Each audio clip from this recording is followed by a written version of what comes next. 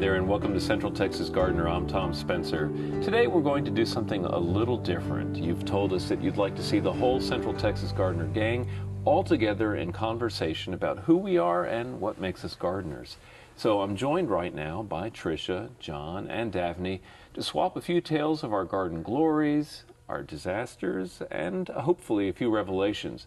We also hope that this will inspire you as we all head into a new year of Central Texas gardening. So welcome to the whole gang. It's great to be here all together at the same time, producing a program. And another year of gardening has passed us by, and I'm sure we've learned some things that we'd like to share. And also, part of the intent here, as I said just a moment ago, is to share a little bit more about who we are and why we're gardening.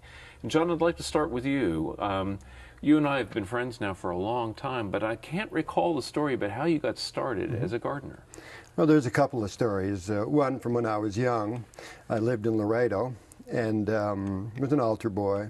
We did the Mass in Latin. Plus, I learned Spanish, of course. English is a second language for me. And so there was a molino down the street a few blocks away. A molino is where they make tortillas and sweet bread, and they have huge stacks of corn. And I used to go in there as a kid and grab some of that corn they spilled, and then plant that along with another friend of mine. And pinto beans, there was another seed that we had.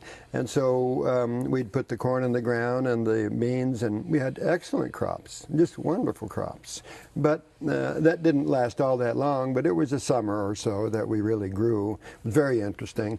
And when I came to Austin, I went to Texas A&I, and when I went home, my friends were gone. And so I came up to Austin, and there they were. And so I decided, look at these oak trees. I've never seen anything like this. I love this town. I got a job over at a place called the Jungle Store right near the campus. And it was the days of the fern bars and the house plants. Everybody in town had a little pink lamp in the window, and they were growing peperomias and other little things like that. And it was the terrarium days, too. And so we would make terrariums there for people to take home for their little apartments all around town. And as I worked there, I began to learn. One of the things I did was I'd make a card for every plant. That was the only way I was going to learn. And then it was a description. It had its botanical name and a little description of how to grow it, because people thought I knew what I was doing when I said the botanical name with a Latin flair. You know, this guy knows what he's talking about. I already knew Latin. And so Unfair advantage for many people. Yes. But so I would read the card to them. They'd say, tell me about that plant. I just read the card, you know. I still do that. That hadn't gone away. So that's how I got started, kind of, working at this little store near the campus. A good friend of mine from Laredo was going to have a baby, and she needed someone to come into the store and replace her for a while. And her husband was George Alkelt from Geo, who had continued in his world of gardening with soil as one of his specialties. We made a soil there called Amazon River Basin potting soil in a big bathtub. So we were making that every day so we could plant things up, and that's how I got into it. And then once she came back with her child, I went off into bringing terrariums out of Mexico, since I was raised on the border, and they hand blew them there. And it went on and on, you know. Finally moved to San Antonio for a while, worked at Los Patios, became a mum grower for several years over there in mum production, which is a real nice science. You know, that's a very accurate thing. If you want mums for Mother's Day, you don't want them after Mother's Day to be showing color. You want a week or two before that. Right. You know, grew pom-poms for the cheerleaders, learned to landscape at Los Patios, and did several things like that, which helped me round out my education. So when people ask me things now, it's from those experiences and really not from studying in college. Okay. Trisha, how about you? How did you get started as a gardener? Well, I grew up gardening. My parents always had a very large garden for our family, and we grew most of our food, and we canned and preserved and froze food. So we ate mostly what we grew. And I learned very quickly that to get out of housework, if I worked in the garden, then I didn't have to do housework, and I liked that a lot. So being outdoors, it was a way to be outdoors. And I I fell in love with the book The Secret Garden, and I always had my own little secret garden wherever we lived, and would plant things and clear things and make my own little designs. But I just grew up with a love for growing vegetables and flower seeds. It was just magical to me. You put seeds in the ground and watch them grow. Yeah. And I also, like John, didn't get a degree in this. I studied other things in college and then decided that I was going to have to learn to do gardening my own way, because most of the college programs at the time that I was looking at them were very involved with chemicals and using chemicals, and I was always more attuned to the organic approach. So I had a really great opportunity with a woman here in Austin named Lillian Peak, who was a retired school teacher, and when she was 92, she became my garden mentor. I met her and she taught me a lot about composting and building soil and fertilizing organically, and then I started working for the University of Texas at the Bauer House, and they helped me convert that to an organic site. And that's when I met John back, 26 years ago, actually 28 years ago. John was bringing a fertilizer to me to help convert this heavily contaminated with chemical soil and get it onto an organic program. And I really started to see how organics worked on the large scale, commercial scale. And from that job, then I got the job at Lake Austin Spa Resort, where I've been for 26 years. And it was what I kind of jokingly called a zero-scape when I came, because they had nothing. They really had no plants, no gardens, not much of anything. So it was really a great place to start, and I'm still there. Yeah, that's great. And staying with the garden for that period of time is really wonderful. Oh, it's amazing to see, huge trees that I planted when they were 5-gallon pots and, right. 1-gallon pots, and to be able to shape them and form them. It's kind of like watching your kids grow up. Yeah, absolutely. It's really seeing the results of your gardens. And I think that's one of the things that I didn't like about doing just landscape installations, and then you walk away and you never see it again. Right. It's nice to kind of stay with things. And we met at community gardens too. Yeah, yeah. That was a long time ago. Yeah. I was involved with the board and And I remember Amazon potting soil when I was a student at university. There was a new little business around the corner from where I lived on 29th Street. That's there. Right. Actually, I moved into a garage apartment in 29th and Pearl, which is no longer there. It's a condo. And obviously someone involved with the business had lived there, because Amazon potting soil was all in the garage underneath. They had all the supplies and things. Well, I lived right around the corner from the place, but I don't think I left that mess.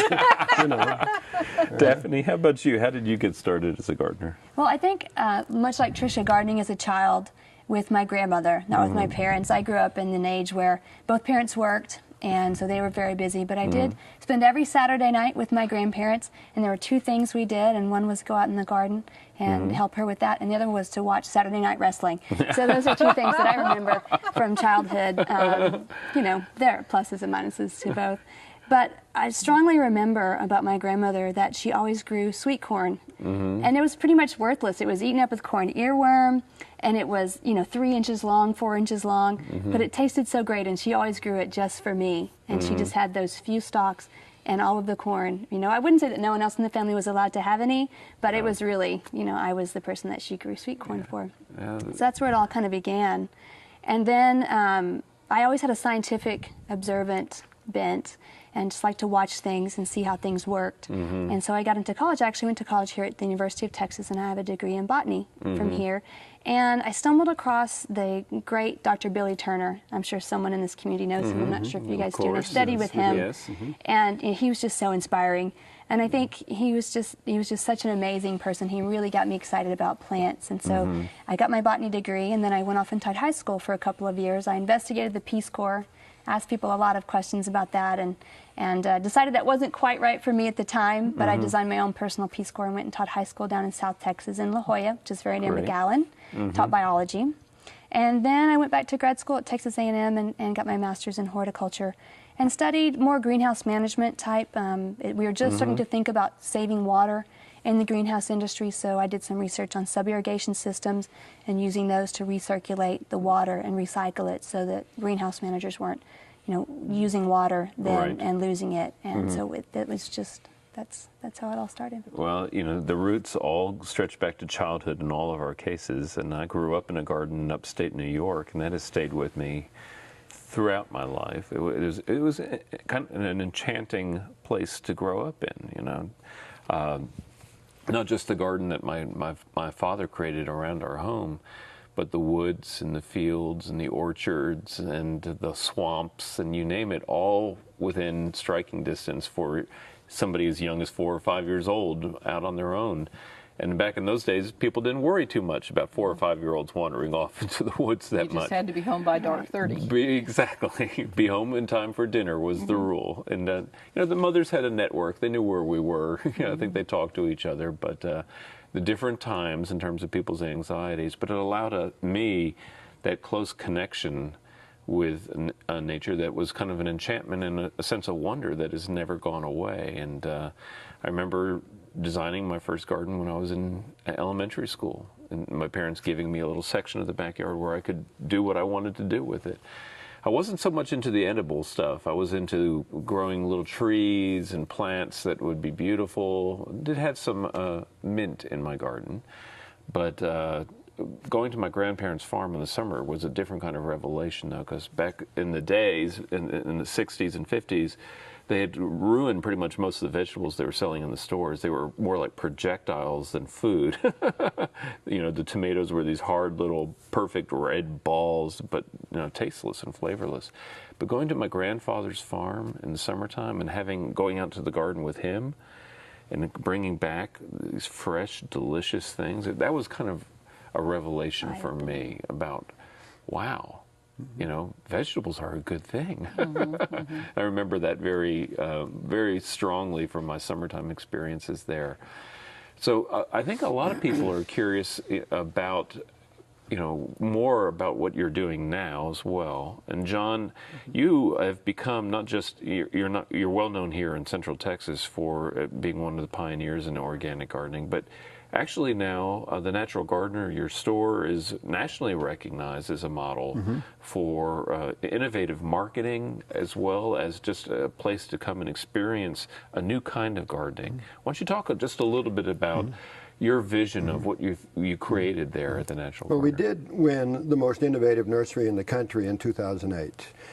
From the trade magazine. So that was a big honor after all these years of working. They recognized that we were, as much as retail, interested in education, with constant seminars going on at the store, and display gardens. I used to hear from some of the members of the Extension Service how you couldn't do this and you couldn't do that. And so I found 8 acres where we could do these things and you could come see them all in one place, whether it was vegetables, herbs, shrubs, trees, perennials, you know, all of those things, fruit trees, that you could do it organically, and that we would teach anybody who came out how to do this. So that was one of my focus points in finding this place and doing what we do these days. I think that as we get down the road, it becomes more and more important. There's a whole new generation of gardeners. There's a lot of us old gardeners around, the old guard, the other folks that did this for a long time that I learned from, really. But there's Generation X and Generation Y coming along. They're buying homes, they're having children, and they're very aware of chemicals. They automatically turn, for the most part, to an organic technique. You know, so now we're beginning to address that group. And that's important to keep up with who's coming instead of them finding an old-fashioned place and looking around for something new. Yeah. So we're going in that direction. We continue to teach. We are always looking for new and better plants, disease and insect-resistant varieties. And the vegetable garden has always been one of my loves. And so I focus on that, and the rest of the staff has a specialty of some kind. Yeah. And so our vegetable garden is one of the show places down there. We've gone from a traditional row type now to square foot gardening. And a lot of folks like that. I did a class and 300 people showed up. It shocked me. I thought it was going to be 40 or 50. They were everywhere. It looked like a Willie Nelson concert, the parking around the street. So there is this tremendous interest, whether it's gardening or chickens in your backyard. Oh, sure. This is all a component of the same thing, and that is living sustainably in a climate, a national climate that is sometimes kind of shaky. We've just had another salmonella outbreak. The second one's out there. You can raise your own chickens and not have these problems. You can go to the farmer's market. And so the theme this year is grow your own groceries. And it's easy enough. So supplying compost, getting them started with some good compost, all of that. That's who we are, that's who I am. I believe in these things, and fortunately wrote for Organic Gardening Magazine and had the first national organic gardening show on PBS. So these are what has helped build our store, the media. And Trisha, you're, I know it's a full-time job. You have an enormous garden that's under your care, and it's there to beautify the Lake Austin Spa and Resort, but it's also there to fortify it. Right. Well, we use things not only in the kitchen, but I use things in craft classes. I teach a lot of classes that utilize plants and herbs from the garden. We also use a lot of the plant material in our spa treatments. Sure. So and then another thing that I do is I leave pruning shears that guests can check out, and they can go through the garden and pick anything they want and take it home. And a lot of guests do, just to try new recipes at home or to take cuttings and start plants. And I have guests that come back and say, they've got all kinds of herbs that they've started from our gardens and are planting in their own gardens. So that's really fun for me to have that opportunity to share. But another thing that happens is people understand that you can have a large-scale garden and it's grown organically and it still looks beautiful. And I think, too, people have this concept that vegetables have to be relegated to a certain patch in the garden and it's going to look untidy and unkempt most of the time. And it's a real revelation for people to see our gardens and say, gosh, this is really beautiful. And you can grow vegetables and it's really gorgeous. And it's not unsightly, and it's something that you can enjoy visually and eat it. So, and we're planting more and more edible plants in our ornamental gardens. So I'm using things like kale and Swiss chard and in with flowers and in with herbs. So I just kind of like to mix it up and let people see that example.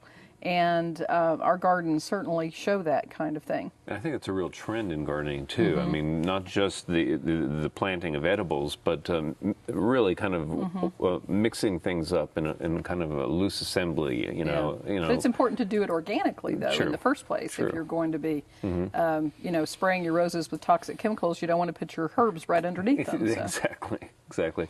Daphne, you're at the Extension Service, which puts you in contact with lots of people with a passion for gardening and people with lots of questions as well. Well, it's always so heartwarming when I get questions from people that are just so simple, and you can help them answer a very simple question. The thing that comes to mind is just watering a tree. I mean, how obvious is it to us about where you water a tree? You water it at the drip line. But the landscaper puts in a bubbler at your tree or puts in a volcano mound of mulch, and you think that's where you're supposed to water it. And so just helping people that are new to gardening, those people that just really need a leg up because they're just starting, they're so excited, as John mentioned, the new generation coming up and wanting to do more in their own landscapes and grow their own food.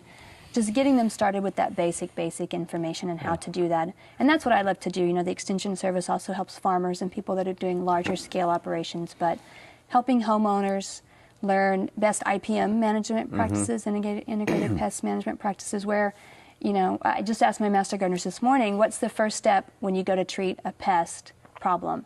And one of the choices was identify the pest. Well, no, it isn't. It's decide whether the pest is doing any damage. Because if you have a pest in your garden and it's not doing any damage, live and let live. And we don't have a garden, you need to have a garden on steroids or one that looks absolutely perfect. And like these kids said, or organic gardening, or just gardening with out so much input of chemicals of any sort is kind of what we're wanting to teach people. You want it to be a place that is welcoming to all, Yes. in the broadest sense, and it's amazing what you'll encounter when you garden that way. You know, the butterflies and the birds and the wildlife. To me, is the greatest joy of the garden. Actually, the thing that I enjoy most when I'm in the garden is the company I keep, and I think that's really wonderful. And you have to put up with a few caterpillars to get those butterflies. Absolutely have to put up with a few caterpillars. Now, you know, we've all been gardeners for such a long time, you know, since childhood, all of us. But you know, one of the things that's so true about gardening is you never stop growing as a gardener. You always learn something new, something that you really it was helpful to you, and then you love to share. John, has it been something that you've learned in the past year that you'd like to share with folks out there? I think it's related to square foot gardening, actually. How intensely we can actually plant a garden. You know, I follow, Mel and I are friends, Mel Bartholomew, and we know each other, and Renee Shepard from Shepard's Gardens, and we've gotten together up in Chicago, and Renee is trying to grow find smaller varieties that fit into the square foot garden, and Mel is, of course, the founder of this, and a lot of people don't know that that's a nonprofit organization, and not just coming to Mel, and also how intensely we can plant and keep the garden growing from season to season. I think that's one of the things that, as I worked through it and began to learn about it, I saw that many people could be successful with it, even if you only had a limited amount of light, because a lot of people didn't garden because they didn't have enough light. Right. Well, you put that square foot garden out where the light is, and you can grow a whole lot for your family right there. And so I learned about another look at soil mixes. Mel had his own soil mix, and so learned about that. You know, it was so this is the revelation from the past year or two, really, that we can grow a lot more in a limited space than we ever thought possible. I think that's a slogan from somewhere, you know, but maybe from John Jevons, who was another one of those people who early on planted very intensely and helped people become more independent with their food supply. Well, Mel has the same goal. And so that's one of the areas that I've really experienced some new revelations, if you want, about gardening. How intensely you can plant and how willing people are to go out and do it once they see the neatness of a little garden like that. Yeah. Tricia, anything that you've learned this year? Well, I have been accused of being a plant collector as much as a gardener, and I am always trying new plants. If I am in a nursery or garden center and I see something new and different, I have to try it, and there's always successes and failures, and sometimes plants become new favorites, but I guess that's what I'm always doing, is just exploring, looking for that new plant, that new... Is there one that caught your attention this year? Well, Xylosma is one that I planted this year, and I've been really excited about that. It's a very good-looking plant. It gives you that look of a healthy green ligustrum without, hopefully, the invasive properties, and takes sun or shade. So far, wet or dry, it seems to fit almost every niche, and that one's been great. The Thyralis is another one that I just love, just really an attractive plant.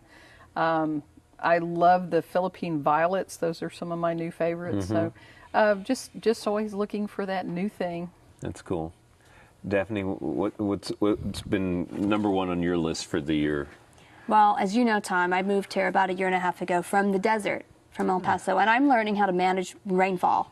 I'm not used to getting any rain, which was actually fine by me. I mean, I'm learning. I was very excited to get here and meet people who are excited about the plants that I'm familiar with from what I call back home. I'm not a native El Pasoan. I'm actually native to this area, but that's home, and I'm excited that I've gotten here, and people are excited about those drought-tolerant plants. Well, as we learned last year, when we finally got some rainfall after the big drought, we have to manage our water here as well, because we do occasionally get some after not having any for a long time. So we put those plants in that are very drought tolerant, and then we watch them die if we didn't manage our soil properly, or build them on berms and those kinds of things to help them. So that I'm just learning. I mean, I know that, but I'm learning how to just manage water. My dad came up recently and helped me put up gutters. I have a brand new house, and been needing that for a while because Right. every time it That rains, should it help washes with the out. rainwater collection if you need it. Gonna get started on that soon as well. So I'm a new homeowner and a brand new blank slate garden, so I will be learning a lot more in the future. And it's good to have access to all of you guys and to watch Central Texas Gardener myself because I'm learning a lot like our viewers are, having come from a completely different gardening environment. Well, that's one thing that I've always said about the show is I learn something new every time we do the program, which is really great. And I guess the one thing that I would say, cautionary tale, is watch what you plant. As for my experience this year, I moved back to a garden that I started 20-something years ago, and there were a few, let's say, invasive species there that I wish I had never planted or had eradicated when I had the chance. And that's something that you've got to be careful about because you're leaving nightmare for people later down the line. In this case, I left a nightmare for myself. So dealing with invasive species is something be very cautious about. Be very cautious about. I really have enjoyed it, John, Trisha, and Daphne. Thank you all for being here and for being a part of the Central Texas Gardener family. It's always fun to hang out with you, and happy gardening in the new year. Thanks. All right. Tom, thank you very much. All right. And finally, we'd like to thank all of you for your questions and insight that help Central Texas Gardener grow and grow with you. Find us online at klru.org/CTG to send us your questions and garden stories. Until next time, I'll see you in the garden. To learn about today's program, watch online and follow CTG's blog. Check out klru.org/CTG.